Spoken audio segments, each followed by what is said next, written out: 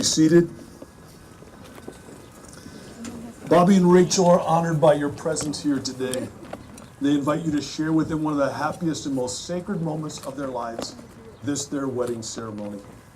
Marriage is God's idea. He created Adam and Eve literally for each other. He performed the very first wedding. And he has created Bobby and Rachel for one another as well. Marriage is so much more than a legal contract. It is really a spiritual covenant. It is never to be entered into lightly, but with reverence. That's a commitment unto God himself. Who gives this woman to be married to this man?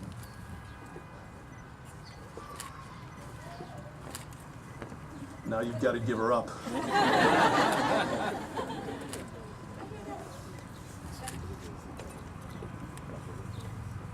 And then you can join me right here. Bobby, you are entering a relationship with many privileges, but also many responsibilities. The woman you love is about to become your wife.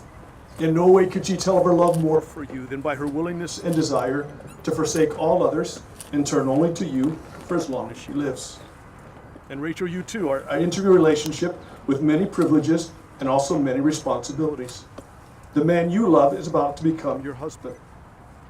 In no way could he tell of his love for you more than by his willingness and desire to forsake all others and turn only to you for as long as he lives. Now, at every wedding I perform, I give a little wedding gift to the couple, and that's a message. Now, you may get gifts that you actually don't like and you return, but you can't return this one. You have to keep it. I've never had a couple stand in front of me and say, Pastor, we want to have a bad marriage, but some do.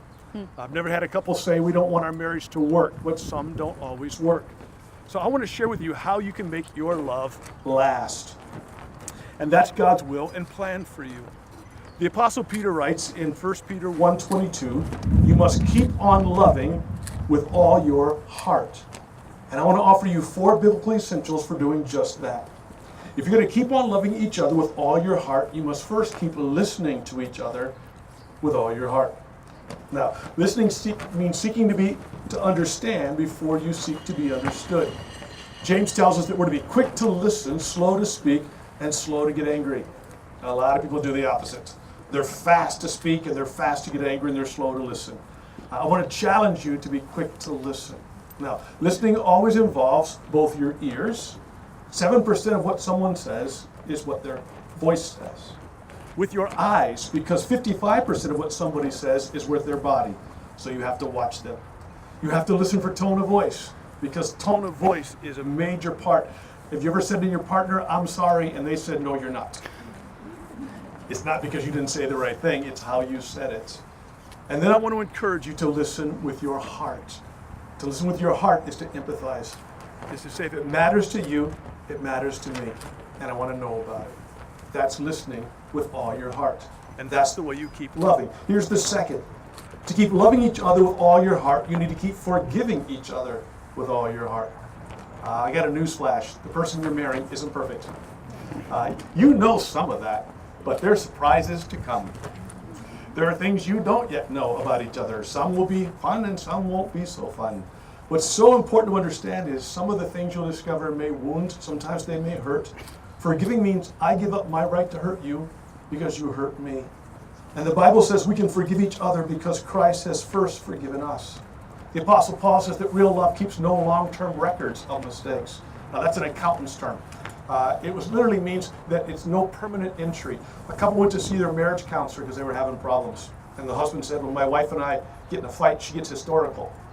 And the man said, you mean hysterical? He said, no, I mean historical. She tells me everything I've ever done wrong. Don't ever get historical. A great marriage requires 2 great forgivers. Now, thirdly, to keep loving each other, you've got to keep prioritizing each other. And the biblical word for prioritize is humility. Paul writes in Philippians 2, when you do things, do not let selfish or pride be your guide, but be humble and give more honor to each other than yourself. Here's the essence of humility. It's not thinking less of yourself. It's thinking of yourself less. The number one reason why marriages struggle is because of selfishness. And the number one reason they succeed is because of humility. Because you put your partner before yourself. And then the last key, to keep on loving each other with all your heart, keep loving God with all your heart. John tells us if we keep living in the light as God is in the light, we'll have fellowship with each other. The more you love God, the more and better you'll love one another. Now, I know it's your wedding day and you're nervous. We've recorded all this. So later, after the honeymoon, you can say, that's what he told us. There's 4 things to keeping a love lasting, and that is to listen with all our heart, forgive with all our heart, prioritize with all our heart, and keep loving God with all our heart. And if you do that, you have a love that lasts. Now, wedding vows are more than beautiful expressions of love. They're the covenant promises a marriage must have to be strong and successful. Marriages are literally built on promises made and promises kept. And I'm going to ask you to share the vows that you've written for each other. And we'll begin with you, Bobby. We did letters. We did personal letters, like private letters to each other. To repeat after me. Oh, I've got that. I thought you said you wanted to do okay. You told me you wrote letters. No, I meant Like, Private letters. I want to read those. We're all friends. We're all family. I want to read them. No, okay. So, all right, Bobby, then you can repeat these vows after me. Before God and these witnesses, before God and these witnesses, I promise to value you above all others. I promise to value you above all others. I promise to be your greatest supporter Promise to be your greatest supporter and encourager. and encourage you. I promise to serve your needs I promise to serve your needs as best I can. as best I can. I promise to be forgiving I promise to be forgiving and to seek your forgiveness. and to seek your forgiveness. With God's help, I promise With God's help, I promise to love you fully and faithfully to love you fully and faithfully for as long as I live. for as long as I live. And Rachel, would you repeat your vows after me? Before God and these witnesses, before God and these witnesses, I promise to value you I promise to value you above all others. above all others. I promise to be your greatest supporter I promise to be your greatest supporter and encourager. and encourager. I promise to serve your needs I promise to serve your needs as best I can. as best as I can. I promise to be forgiving I promise to be forgiving and to seek your and to forgiveness. seek your forgiveness. With God's help, I promise With God's help, I promise to love you fully to love you fully and faithfully and faithfully for as long as I live. for as long as I live. I still want to read the letters. You've chosen to give each other rings as a symbol of your affection and sincerity. From ancient times, families of men have sealed their vows and covenants with rings. The circle gives the picture of eternity, of how it's possible for your love to have no ending. We're using rings then as a constant and lifelong testimony to you and to all that you are forever husband and wife. Bobby, will you take this ring and place it on Rachel's finger and repeat after me? Rachel, I give you this ring Rachel, I give you this ring in token and pledge in token and pledge of our constant faith of our constant faith and abiding love. and abiding love. Rachel, will you take this ring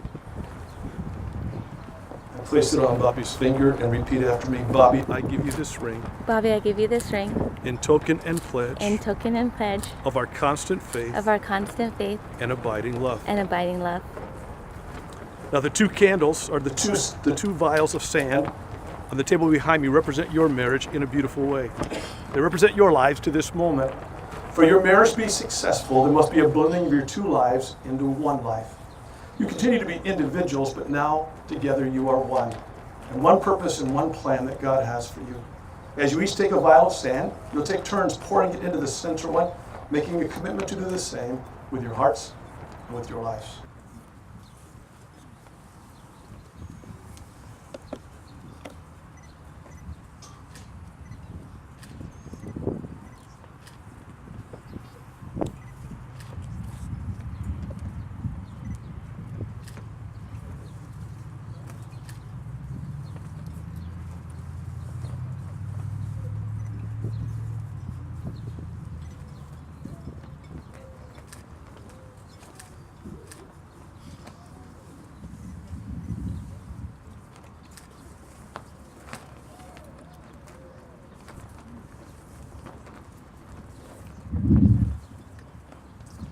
That was your first test to see how you would play together. You did very well. We're going to take a moment and pray, asking God's favor and blessing to be upon your life together. Father, thank you. Thank you once again that marriage is your idea. and you give us the ideals to have the marriage that would be absolutely the best. I thank you that Jesus is the most honored guest in this wedding celebration. In Cana of Galilee, he blessed a wedding with his presence and with the miraculous provision he offered. And I pray that same miracle here, that you would provide everything they need for their life in you and their life together. Bless their marriage. Give them strength and love and faithfulness and patience and deep care. I pray you would bless them in the community in which they live and their family and friends. God, be with them in the challenging times, and may their joys be doubled in the great times. And Father, once again, we thank you because no one loves us more than you. And I pray your blessing and favor to be upon them. And we ask it in Jesus' name. Amen. Now, inasmuch as you two, Bobby and Rachel, have agreed together and pledged your faithfulness to one another, according to the authority of the state of California and as a minister of Jesus Christ, I now pronounce you husband and wife. From now on, you will walk together. Let the love of Jesus be the dialect of your hearts and home. May the vows you've shared last a lifetime. The circle of the ring speak of your unending faithfulness to each other. May God's favor be upon your lives and your marriage. Now, Bobby, you may kiss your bride.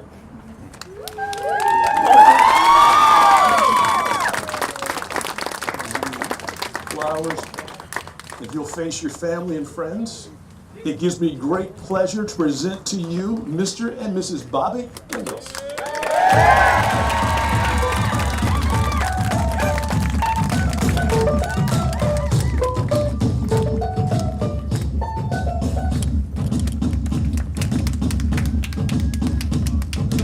Ladies and gentlemen, round of applause and some cheers, please. May Roxas and Andre Mesa.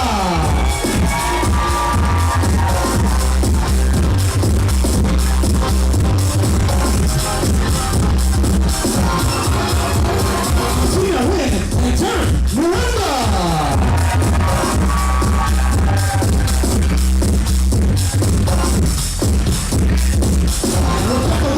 And Caesar Control.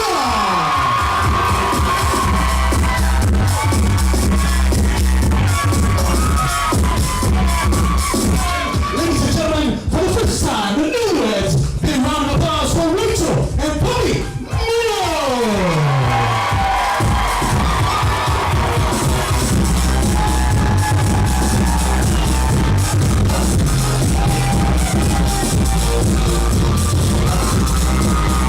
Ladies and gentlemen, give them a round of applause as they embrace each other and dance their first dance together.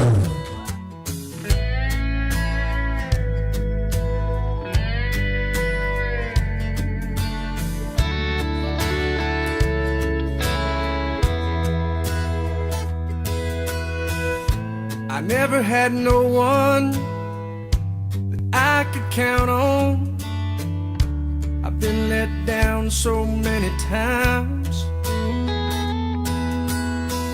I was tired of hurting, so tired of searching, till you walked into my life. It was a feeling I'd never known. And for the first time, I didn't feel alone. You're more than a lover.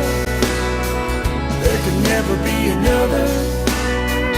Make me feel the way you do. And oh, we just get closer. I fall in love all over. Every time I look at you,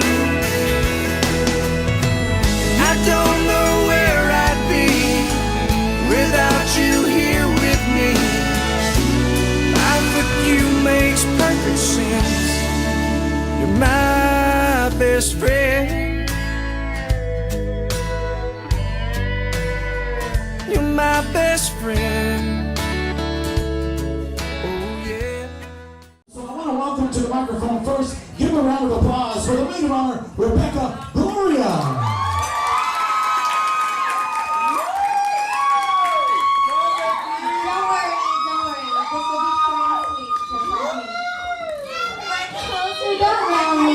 My name is Becky. I am the bride's younger sister.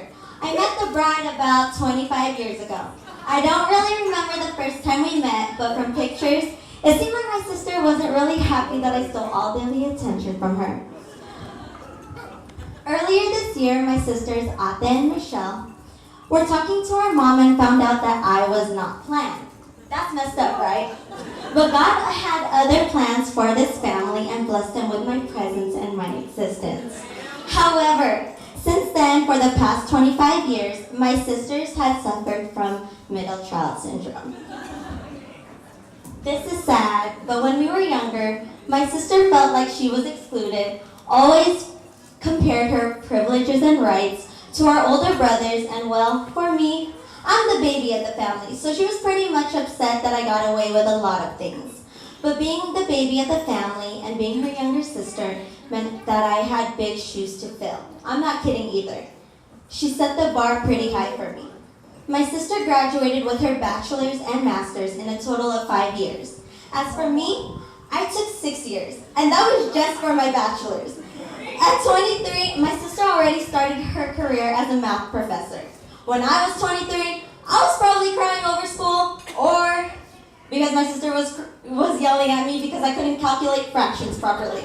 But if it were not for my sister, I probably wouldn't have passed any of my math classes or be where I am today. And for that, I want to say thank you. You were there for me physically, mentally, and spiritually. I say that because whenever I need you, I know you were there. At every high and every low point of my life, you were there praying for me, even if I never asked you to. God really knew what he was doing when he blessed me with a sister like you.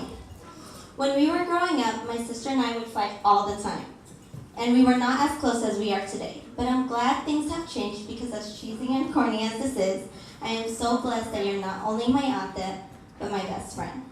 With that said, I am so honored to be your maid of honor and forever grateful that you were not a bridezilla. I know I said I didn't want to say a speech today because I had nothing nice to say about you. But it's only because we aren't the type to say cheesy stuff like this to each other. That's true though. Usually my siblings and I just make fun of each other, but that's just how we show our affection to one another. But Ate, you know I love you, girl. And I am happy that you are happy, and I know that it's all because of Bobby. Bobby, I would say welcome to the family, but you've always been like a brother to me, even before you and my sister even started dating. I know that took forever for you to ask her to be your girlfriend. But I do want to say thank you for making my sister the happiest I've ever seen her, and for making sure she didn't feel like a middle child. Well, sometimes I guess. I know she has to compete with the cats for your attention. But thank you for taking care of my sister and for loving her the way you do. I love you both, and I cannot wait until you guys make me an auntie because it's about time I am one. Tonight, okay?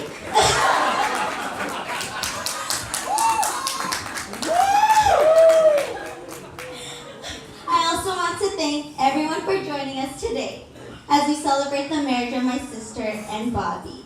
We have friends and family who have traveled all over the world just to celebrate their unity, so I want to thank everyone for making this day even more special than it already is for my sister. I'm sure she's not suffering from middle child syndrome today. So Ate and Michelle, sorry, I'm thinking about you, Michelle, shout out. Sorry, Bobby. So Ate and Bobby, I just want to say congratulations and may God continue to bless you in your marriage. Remember to be fruitful tonight. And to put God first and in the center of your lives. Here's to Mr. and Mrs. Munoz.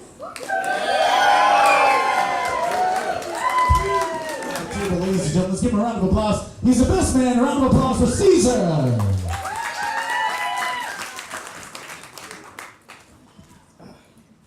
Good afternoon, everyone. My name is Caesar, and as you know, I am the best man. But first off, I would like to thank Rachel for choosing such beautiful bridesmaids. And Becky, thanks for making it so hard to go after you. On behalf of all the guest presents and myself, I would like to give a round of applause to our outstanding hosts, Mr. and Mrs. Gloria, for letting us all be a part of this milestone in Rachel and Bobby's new journey.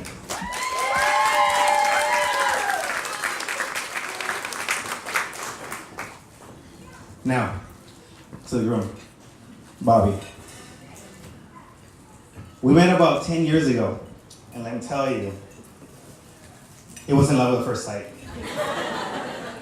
I thought to myself, oh man, not another Raider fan. Now, let's get a little serious. I would like to talk about unique qualities my best friend Bobby possesses. If you know Bobby, then you know he's always serious. If you have the chance to see pictures, then you know this is his face.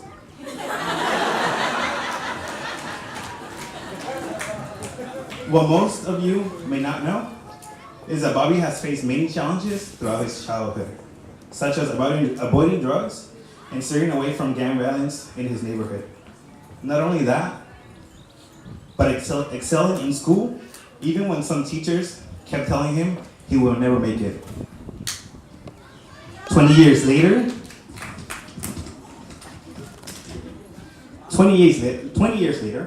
he not only continued his education, he became an SDSU graduate, making him the first university graduate in his family.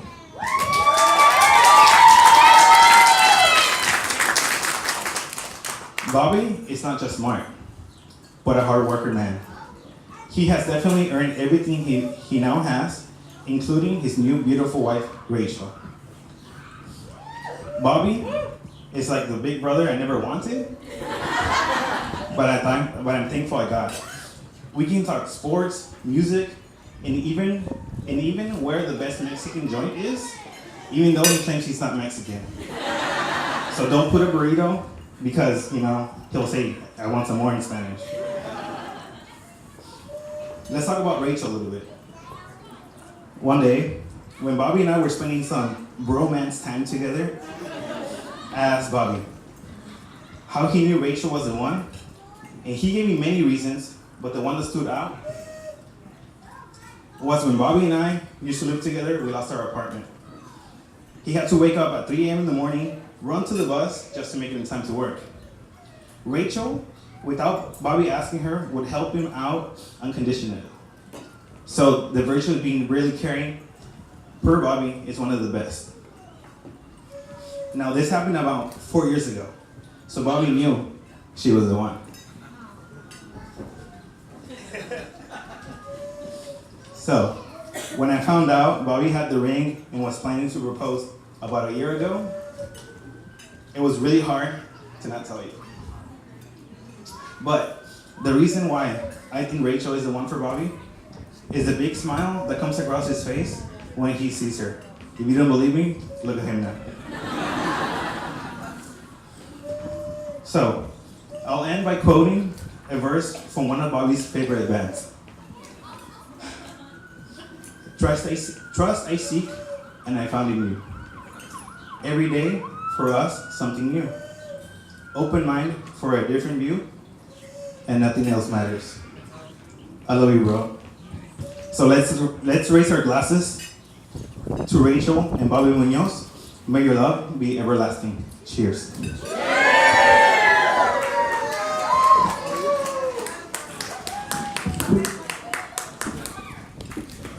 Ladies and gentlemen, please give them a round of applause and make their way to the middle of the dance floor. This is going to be the traditional father-daughter dance. Ladies and gentlemen, give them a round of applause.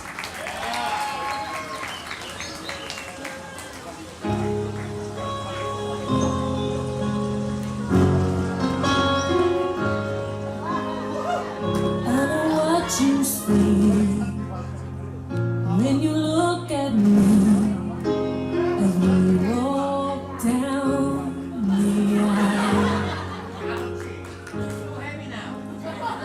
Little pink tutu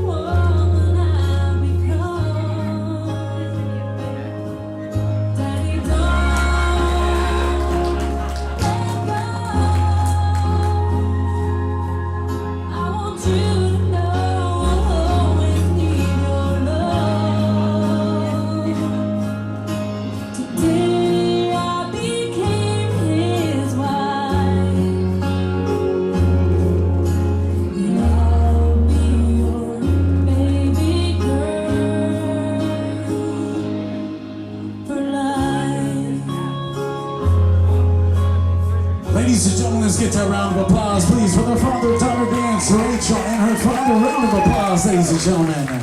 At this time, ladies and gentlemen, also we're going to be calling Bobby to the middle of the dance floor with his mother. This will be the traditional mother-son dance.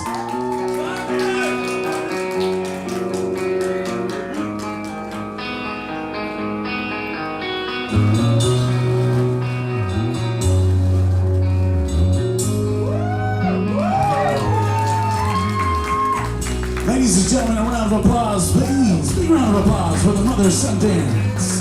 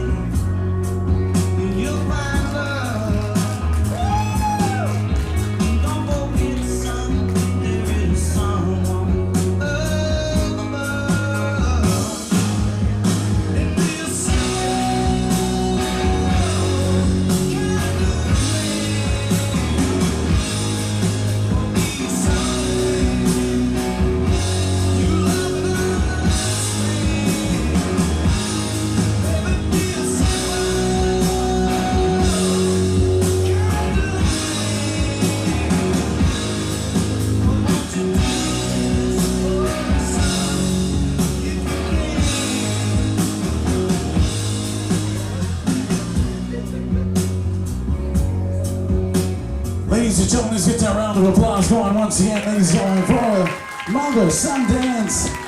Big round of applause, ladies and gentlemen.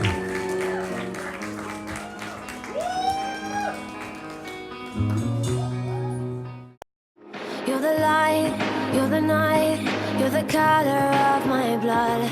You're the cure, you're the pain, you're the only thing I wanna touch. Never knew that it could mean so much, so much.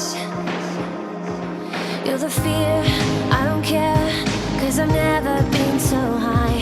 Follow me through the dark, let me take you past the satellites. You can see the world you brought to life, to life. So love me like you do, la la, love me like you do. Love me like you do, la la, love me like you do. Touch me like you do, touch me like you do. What are you waiting for? Fading in, fading out, on the edge of paradise. Every inch of your skin is a holy grail I've gotta find. Only you can set my heart on fire, on fire. Yeah, I'll let you set the pace, 'cause I'm not thinking straight. My head's spinning around, I can't see clear no more. What are you waiting for? Love me like you do, la